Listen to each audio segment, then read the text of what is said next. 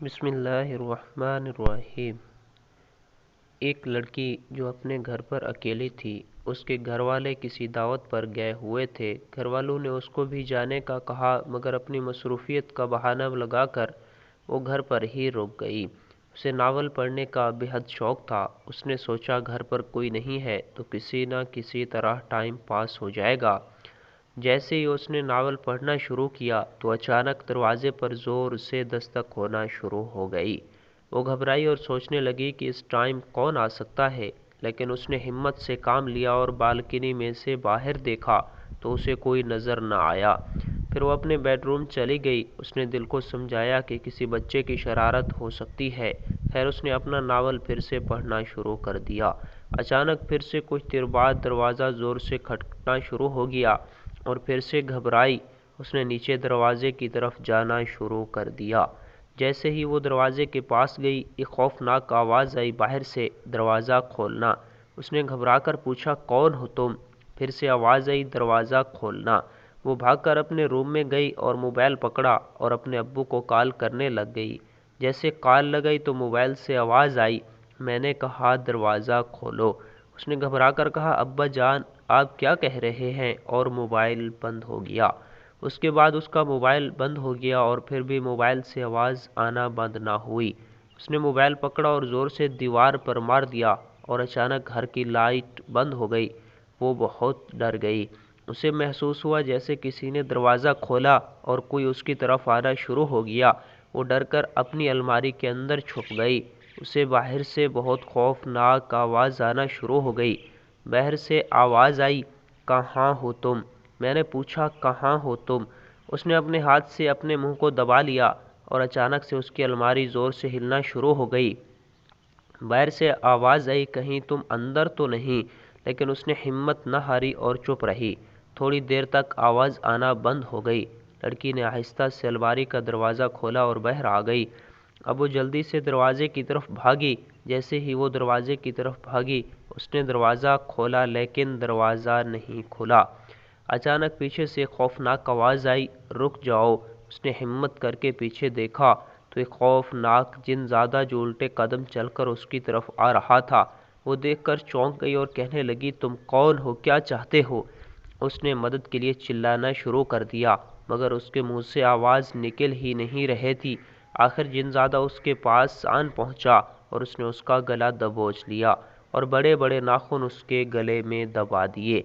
کچھ دیر بعد اس کی آنکھ کھلی تو اس نے اپنے آپ کو سڑک پر پایا۔ اس نے حیرت زدہ ہوتے ہوئے سوچا، یہ کیا؟ میں گھر کے باہر کیسے آ گئی؟ یہ کیا ہو رہا ہے میرے ساتھ؟ مجھے کچھ سمجھ نہیں آ رہا۔ اس نے وہاں سے اپنے گھر کی طرف بھاگنا شروع کر دیا۔ وہاں اسے کچھ لوگ نظر آئے اور وہ لوگوں کے پاس جاتی ہے اور پوچھتی، یہ کون سی جگہ ہے؟ بھائی میری مدد کریں پلیز، میری مدد کریں پلیز۔ وہ جن میرا پیچھا نہیں کر رہا، پلیز کچھ کریں۔ مگر کوئی بھی اس شخص کی آواز نہیں سن پایا۔ جب اسے کوئی سن نہ پایا تو وہ زور زور سے رونے لگ گئی۔ اچانک سے اسے ایک آواز سنائی دی، میرے پاس آؤ۔ اس نے اپنے سامنے دیکھا تو وہی جن زادہ جو اپنے پاؤں کے بل بیٹھا ہوا تھا۔ اس کے کپڑے بہت ہی پرانے اور پھٹے ہوئے تھے، بہت لمبے بال تھے اور خوفناک چہرہ تھا، اور خوفناک آواز نکل رہی تھی اور جھول جھول کر ہنس رہا تھا۔ اس نے لڑکی کو کہا، میرے پاس آؤ۔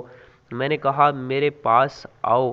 آہستہ آہستہ اس کی آواز تیز ہوتی گئی اور لڑکی نے اپنے ہاتھ کانوں پر رکھ لیے اور زور زور سے چیخنے لگی۔ اچانک سے کسی نے اس کے کاندھوں پر ہاتھ رکھا۔ وہ گھبرا گئی۔ اس نے ڈرتے ہوئے پیچھے دیکھا۔ ایک نوجوان لڑکا اس کی طرف دیکھ رہا تھا۔ لڑکی حیرت سے بولی، مجھے نہیں دیکھ سکتا، تم مجھے کسے دیکھ رہے ہو؟ وہ ہنس کے بولا، میں تمہیں دیکھ بھی سکتا ہوں اور سن بھی سکتا ہوں۔ اس نے لڑکی کے آگے اپنا ہاتھ بڑھایا اور کہا، چلو میرے ساتھ۔ وہ کھڑی ہوئی اور حیرت بھری نگاہوں سے دیکھنے لگ گئی۔ لڑکا اسے اس کے گھر کی طرف لے آیا۔ اس نے کہا، میں اندر نہیں جاؤں گا، وہ جن زادہ اندر ہے، وہ مجھے مار دے گا۔ لڑکے نے کہا، تم تو پہلے ہی اندر ہو۔ لڑکی نے کہا، تم یہ کیا کہہ رہے ہو؟ میں کچھ سمجھ نہیں پا رہی۔ اس نے کہا، تم مجھے سمجھ نہیں پاؤ گی، اندر چلو میرے ساتھ۔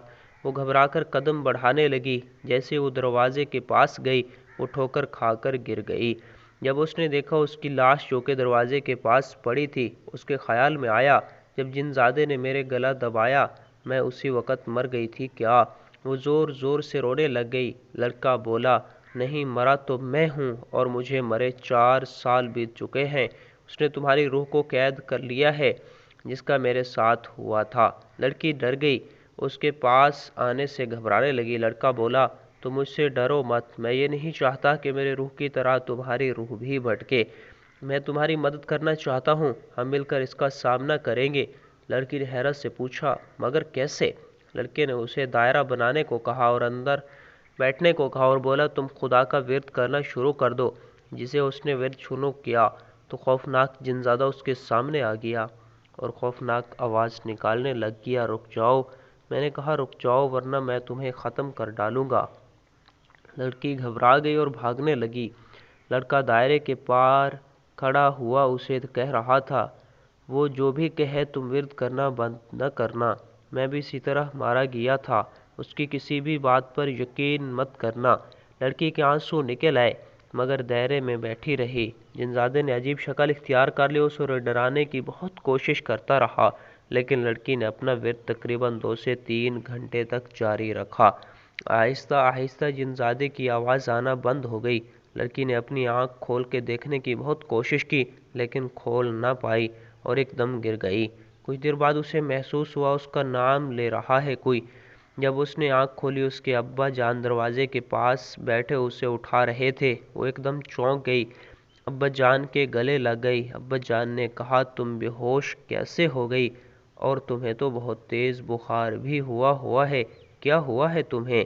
لڑکی نے دل میں سوچا، اگر ساری بات گھر والوں کو بتا دی تو وہ بھی پریشان ہو جائیں گے، اس لیے لڑکی نے کہا، چکر آنے سے وہ بے ہوش ہو گئی تھی۔ جنات بھی اللہ تعالیٰ کی مخلوق ہیں جو ہر وقت ہمارے آس پاس ہوتے ہیں لیکن انسانی آنکھ انہیں دیکھ نہیں سکتی، اور یہ بات بھی سچ ہے کہ جنات خوبصورت چیز پر عاشق بھی ہوتے ہیں اور انسانوں پر بھی۔ زیادہ تر جنات لڑکیوں پر حاوی ہوتے ہیں۔ اللہ تعالیٰ کے کلام میں بہت طاقت ہے، بڑی سے بڑی مصیبت بھی اللہ کا نام لینے سے ٹل جاتی ہے، اس لیے ہر وقت اپنی زبان پر اللہ کے نام کا ورد جاری رکھا کریں۔